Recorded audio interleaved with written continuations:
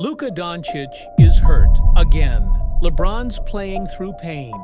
And the Lakers, they're falling apart faster than anyone expected. But here's what nobody's saying. Luka's injury just exposed something much bigger than Dallas's bad luck. It exposed the Lakers' biggest problem. A problem that's been hiding in plain sight all season. Because this isn't just about one bad night or a couple of missed games. This is about a team that's running out of time, out of depth, and maybe out of answers. So let's break down exactly how this injury turned into a warning sign for the entire Lakers franchise. Luka Doncic's injury might sound like just another day-to-day update, a bruised finger, a short rest, but it hit harder than people think, because when Luka goes down, the entire league starts paying attention, especially the Lakers. LeBron James is in year 22, and he's still putting up all-star numbers. But let's be real, every game looks like a grind. His ankle's been on that injury report more times than fans want to admit. ESPN's latest injury tracker even listed LeBron as questionable for multiple games in a row. And when LeBron limps, you can feel the panic ripple through LA. Then there's Anthony Davis, defensively elite, but one awkward landing and Twitter goes silent. Fans literally hold their breath every time he hits the floor. Over the last few weeks, the warning signs have been everywhere. According to Silver Screen and Roll, the Lakers' rotation depth is already being stress-tested just a month into the season. They've dropped winnable games, chemistry looks shaky, and morale feels low. Even Sportskeeda reported that the Lakers went into their matchup against Portland with just 8 active players. That's not bad luck. That's a franchise flirting with collapse. And here's the part no one's really saying out loud. The Lakers' entire system depends on 2 aging superstars staying healthy for 82 games. In 2025, with travel, schedule pressure, and physical load this high, that's basically gambling your season on a coin flip. We've seen this before. The Lakers start hot, dominate headlines, and then suddenly the same cycle repeats. LeBron overworked, a D questionable, bench underperforming. And every time, it's the fans who pay the price in heartbreak. So yeah, Luka's injury might have happened in Dallas, but it exposed a truth that's haunting LA right now. The Lakers are one bad week away from losing their season. Alright, so we've seen how the injury crisis hit the Los Angeles Lakers, how the structure cracked, and now it's time to ask the big question: who's really to blame?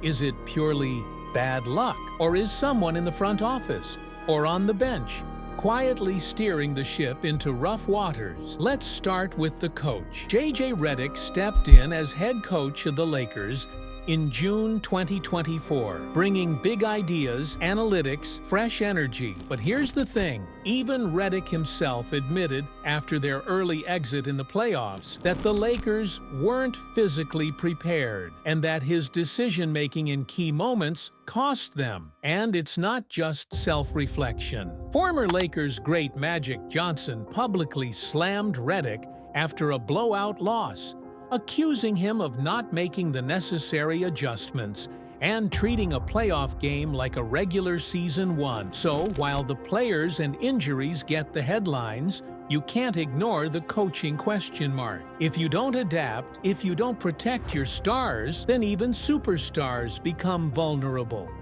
But wait, coaching is one layer. Let's move one level higher, the front office. The Lakers' front office has often been criticized for not investing deep enough in the supporting cast around their big names.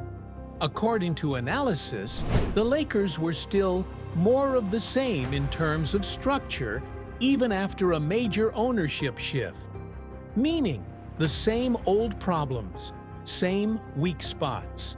For example, the team's bench scoring was bottom tier, their defensive depth was shaky, and yet the expectation was still win now. Step in the roster investment becomes magnified. So here's the tough truth. The injuries that we talked about in part 2 aren't just random, they're the symptom. The root cause lies in under-preparation, a coach who hasn't fully earned his stripes in playoff pressure, and a front office that hasn't adequately surrounded their stars with reliable backups. In short, the Lakers built a house on sand. While the stars shine, the foundation creaks. When the storms came in the form of injuries, everything threatened to collapse. And you know what? That's on the organization, not just on the players. So yes, the fall guy might appear as the injured players, but the true fall guy is the structure that allowed the injuries to become season-ending catastrophes. Next up, we'll dial into how they fix it, because pointing fingers is one thing. Executing a turnaround is the real challenge. All right, we've seen the crisis. We've seen who's to blame. Now comes the hardest part. How do you fix this? Because the Lakers aren't just fighting injuries, they're fighting time. LeBron's in his 22nd season. AD's durability is a dice roll, and JJ Redick's system is still under construction. But there's still a way out, if they're willing to make bold moves.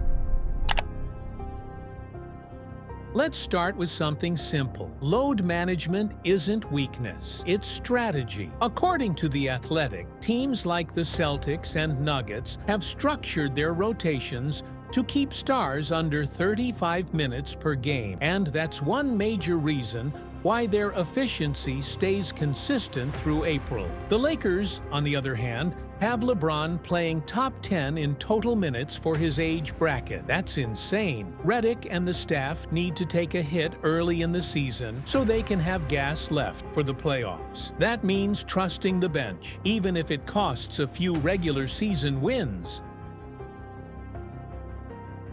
ESPN's front office insiders have already hinted that the Lakers are exploring trade options for a reliable guard and a floor-spacing forward. Players like Malcolm Brogdon or Buddy Hield have come up in rumors, guys who can hold the floor when LeBron sits. The Lakers don't need another superstar.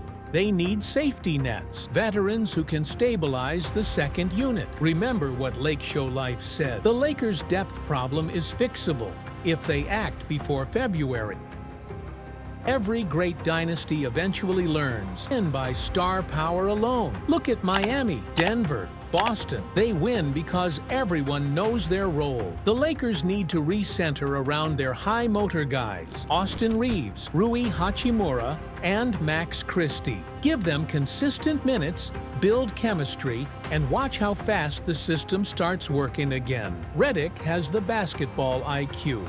Now he needs to trust his system, not just his stars. Because here's the truth. Injuries aren't killing the Lakers. Indecision is. The longer they wait, the more the clock runs out on LeBron's final window. And maybe, just maybe, this injury wave is exactly what they needed.